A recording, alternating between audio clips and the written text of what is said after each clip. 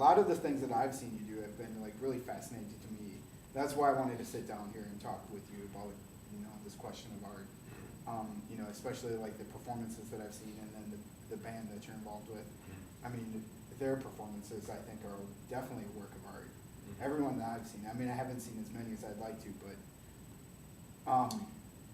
Yeah, I would agree with that. I would agree with that. I think like being in a band. I mean, there's so many bands, you know, across the world, you know, and many bands' objectives are simply to play music, you know, perform music. But that's not our objective. Our objective is to perform music and original music, but we're also highly interested in the happening aspect of it, because every show is different. We rehearse our songs, we practice our music on a weekly basis, but we never know what's going to actually happen when we perform.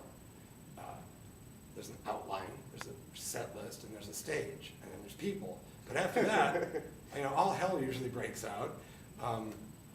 And that's, I think, what we're most interested in is the sort of the now of it, the being in the moment, and not being able to predict what will happen or what won't happen. A lot of improvisation has to go on. Jason will break a guitar string 5 times in a night, and you just have to keep moving. He's like, okay, guitar player, you know, figure it out, and we'll keep, you know, you can't just stop, you have to keep moving. So I'm drawn to that because I like happenstance, I like having to make something up if I have to. I know the other band members are like that too. We're also really visual. We like to involve all of our costumes, or we make those things. Well, our bass player, you know, makes them, but we're all involved in sort of like what we're going to look like, you know. So it's theatrical because there's always lots of makeup and 7 pounds of glitter, you know. We often try to get the audience involved past that fourth wall, not just, you know, dancing around, but jump up on the stage with us, or, you know, what do you got, you know? And that's sort of that happening aspect of it that I'm really drawn to, which is why I think that we really are more of a performance group than just a band. Yeah. I would definitely say that. Yeah. Maybe you want to talk about any of your personal artwork that you have working on, or anything that's going on with the band Faggot that you're involved with? Or? Well, actually, the band is, here's a plug, the band is going to go on tour in April. We're going to go down through Des Moines and St. Louis and over through Chattanooga and Virginia, and then work up through the Carolinas, and we have, I think, 2 or 3 shows in New York City and Providence, Rhode Island, then we come back across through the Rust Belt, Pennsylvania, Ohio, Indiana, Chicago. We'll end up in Nebraska and then come home. So we're going to be spreading our glitter and our antics on that circuit, which I'm looking forward to.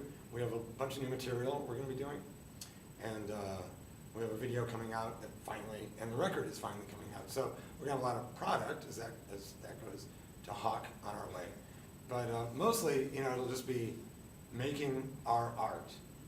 We don't really make any money on these things. It always pays for itself. There's always gas in the van and food in our bellies and a place to sleep. So that's great. You know, above and beyond that, we're not profiteers on this. In fact, it kind of goes against the grain with what we do. It's very DIY, you know, in every respect. Plus, we like to stay analog as much as possible. I mean, whenever we do a release, it will be available on a CD or a DVD, but the origins are always analog. We record on tape. Okay. You know, and old vintage tape, reel-to-reel tape recording things. I don't know all the language because I don't do all that. That's fine. Okay. But that in itself, though, is kind of a lost art form, though, too. Yeah, I think we're trying to keep that alive, because I would hate to see a day, and maybe it wouldn't be for 30 or 50 years, where nobody's doing that. Nobody's recording in an analog fashion, you know, be it film or audio or visual. I think it's important to keep that alive. You know, it'll probably be like, you know, in art today, well, they've said 100 times, painting is dead. Yeah. You know, painting is dead. You know, but it always seems to resurrect itself. You know, or how often do you go see a show of just simple drawings? You know, Yeah. There seems to be an emphasis on installation and performance and, you know, Video art. and complicated things, you know, things that take a long time to build and make and stuff like that, which I have a high appreciation for. I'm not saying one is better than the other. I'm just thinking that we can't lose from where we came. I think it's important to keep that alive, so, in our small way. In our small offensive ways. That's great, though.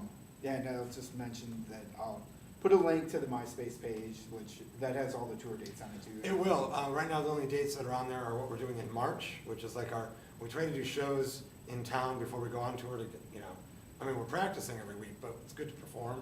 Mhm. And we're gonna perform at the Hole, in Okay. fact, which I hope will be a really good show. And we're performing at Stasia's Bar in Northeast. Okay. On March 6th. So, those should be fun. And we'll do some of our new material. Great. So that'll be good.